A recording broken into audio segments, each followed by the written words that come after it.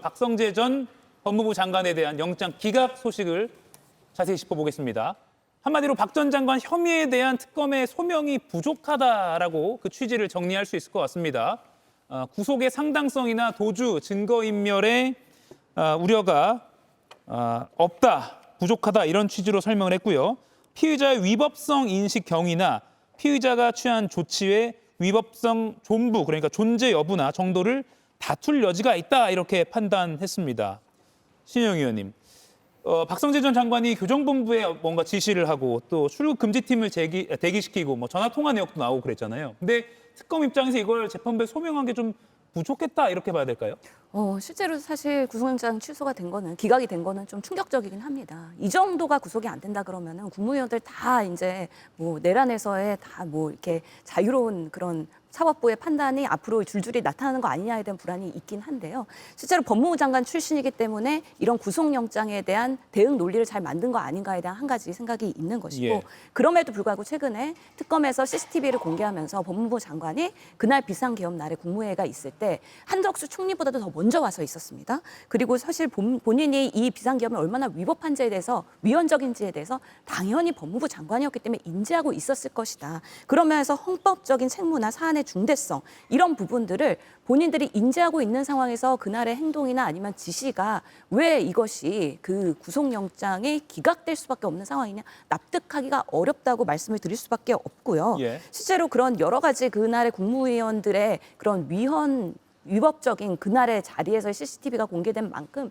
이 사안은 지금 기각됐지만 특검이 더 추가적으로 수사를 하고 또 이런 물적 증거가 있기 때문에 구속을 해야 된다. 그리고 그 비상계엄 다음 날에 안과회동에서도 여러 가지 모임을 하면서 핸드폰 결국에는 바꾸지 않았습니까? 물론 기존 핸드폰에 대한 기록을 보존했다. 이런 것으로 또 증거인멸의 가능성은 빠져나간 거긴 한데요. 예. 그럼에도 불구하고 법무부 장관의 그런 책임의 중대성과 인지에 대한 부분, 이런 부분을 감안해서 다시 법리를 판단받아야 된다. 저는 생각합니다. 예, 김유영 의원님. 사실 며칠 전에 공개됐던 그 12.3 그날 밤에 대통령실 국무회의 CCTV 영상에도 박 전 장관이 나옵니다. 대통령이 방송을 하러 나갈 때 말리지 않은 장면을 국민들이 다 보긴 했는데 어제 기각 어떻게 보셨습니까? 일단 구속영장에 나오려면 이번 같은 경우는 크게 두 가지로 깊숙하게 개입돼야 된다고 봐야 됩니다. 계엄을 사전에 인지했는지 여부와 그리고 두 번째는 계엄 당시에 본인이 국무위원으로서 이상으로 무엇인가 역할을 했으면 구속영장이 나올 수도 있었겠지만 박성재 전 장관 같은 경우는 그런 행위가 부족했다는 게 법률가들의 의견들이 또 많았었습니다. 예. 그렇기 때문에 지금 박성재 전 장관의 구속영장 기각 때문에 사법부에 대한 개혁에 대해서 더 박차를 가야 된다. 그 주장은 전 지나친 비약이라고 생각을 합니다. 특히 박성재 전 장관 같은 경우에 대해서 법무부 장관이기 때문에 법을 가장 잘 알았기 때문에 말려했었지 않냐? 그런 비판, 비난은 충분히 하실 수 있다고 생각을 합니다. 하지만 박성재 전 장관이 국무위원으로서 계엄이 발동됐을 때 본인이 역할을 했던 거 이상을 안 했기 때문에 기각이 되는 게 맞다고 보고요. 특히 박성재 전 장관 같은 경우는 특검으로부터 수사받은 지 16일 만에 영장이 청구됐습니다. 특검 같은 경우는 통상적으로 수사가 끝나면 바로바로 영장을 청구했었는데 이례적이었지 않습니까? 예. 그 이유는 특검 역시도 박성재 전 장관을 구속하는 게 쉽지 않았다는 증명이라고 생각을 합니다. 저는 원래 모든 수사는 기본적으로 불구속 수사가 원칙인데 지금 박성재 전 장관이 불구속 수사됐다고 해서 진실은 변하지 않습니다. 그런데 이게 마치 일이 되게 굉장히 크게 비춰지고 크게 나오는 것을 민주당이 지금 지나치게 이 수사에 대해서 관심 가지고 정쟁하기 때문에 그렇다고 봅니다. 사실 이 불구속 수사 됐다고 해서 박성재 전 장관 혐의가 벗겨진 게 아니거든요.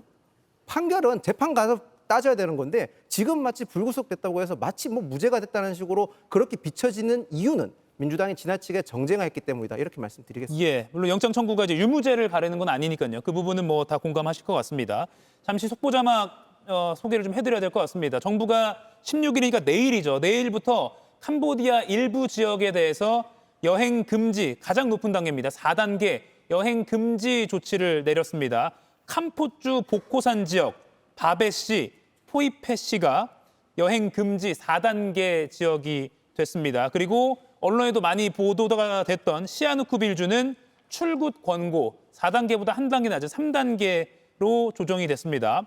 다시 한번 전해드리겠습니다. 캄보디아 여행 경보가 상당히 좀 높아진 그런 지역들이 있습니다. 캄보주 복호산 지역, 바베시, 포이페시는요 아예 4단계 가장 높은 여행 금지 지역으로 내일부터 조정이 됩니다. 수도인 푸놈펜시는 특별여행주의보로 여행 금지까지는 아니지만 주의가 필요하다라는 단계로 내일부터 바로 이 여행주의보가 적용이 됩니다. 중간중간에 속보 전해드릴 게 오늘은 많지만 워낙 중요한 사안이라서 패널 여러분께서도 또 시청자 여러분께서도 좀 이해를 해 주십시오. 이동학 위원님, 네. 내란 특검은 박성재 전 장관의 영장 기각을 두고 계엄의 위법성을 인식하고 있었다는 것은 다툼의 여지가 없다 이렇게 설명을 했습니다. 그리고 영장 재청구를 하겠다는 뜻도 밝혔거든요. 그럼 어떤 부분을 좀 보완해야 된다고 보십니까? 저는 직권남용 이 부분에 대한 보강이 논리적인 보강이 좀 더 필요할 것으로 생각을 하고요. 지금 말씀 주신 대로 계엄의 위법성을 인식했느냐 인식하지 못했느냐는 굉장히 중요한 쟁점인데 이미 특검에서는 종합적인 조사를 통해서 분명하게 그 위법성을 알고 있었다라고 하는 것이고요. 사실은 임명권자가 헌법을 어기고 지금 내란을 일으켰어요. 근데 그 상황 속에서 정치적 상대방들을 완전히 몰살시키려고 했었던 그런 시도, 특히나 만국의 역적, 척결하겠다 이러한 아주 서슴퍼런 그런 단어들을 활용하면서 대통령이 기자회견까지 했습니다. 근데 그런 상황에서 법무부 장관이라는 사람이 되게 적극적으로 뭔가 지시를 내리고 회의를 소집하고 이런 행위들을 했었단 말입니다. 근데 이것이 구속 사유가 안 된다 그러면 도대체 어떤 사람이 구속당해야 되겠습니까? 지금 한덕수 국무총리도 그렇고 이런 형태로 계속해서 재판이나 수사 과정이 진행된다라고 한다면 민주주의 국가를 잘하고 있었던 이 나라가 독재 국가로 하루아침에 그냥 무너질 뻔했는데 도대체 어떻게 바로잡을 수가 있죠? 수많은 법비들의 어떤 시도, 노력 이런 것들로 인해서 이런 것들이 만약에 뒤집혀진다라고 한다면 우리가 그동안 피와 땀으로 쌓아왔던 민주주의 무너질 수밖에 없는 거죠. 그래서 저는 특검이 조금 더 논리 보강을 통해서 박성재 전 장관의 경우는 반드시 구속 수사할 수 있기를 바랍니다. 예, 박성재 전 법무장관의 영장 기각 소식에 여야는 상반된 입장을 내놨습니다. 법원의 내란 옹호입니까? 내란 척결에 대한 법원의 반격입니까? 이렇게 하면 사법부의 독립과 신뢰가 높아집니까? 조희대 대법원장님 대답 좀 해보세요. 사필 규정이라고 생각을 합니다. 원래 태생 자체가 정상적이 않기 때문에 그것이 제대로 된 수사를 할 수가 없을 것이다 저는 생각을 합니다.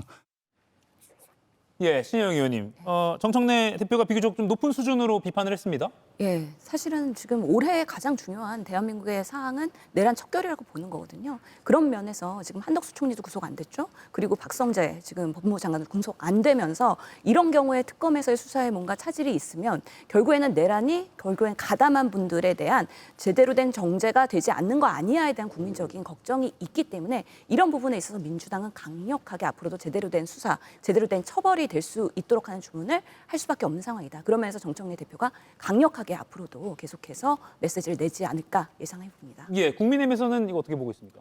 그러니까 이 특검이 민주당 추천한 거 아닙니까? 그래서 민주당 검사라는 그런 말들이 나오고 있는데 그렇다면 민주당 입장에서는 영장이 발부되는 게 자판기에서 본인들이 원하는 대로 유죄를 원하면 유죄가 나오고 무죄가 나오면 무죄를 원하면 무죄가 나오고 영장이 필요하면 영장이 그냥 나오면 그렇게 돼야지만 정의가 바로 서는 건지에 대해서 저는 의문이고요.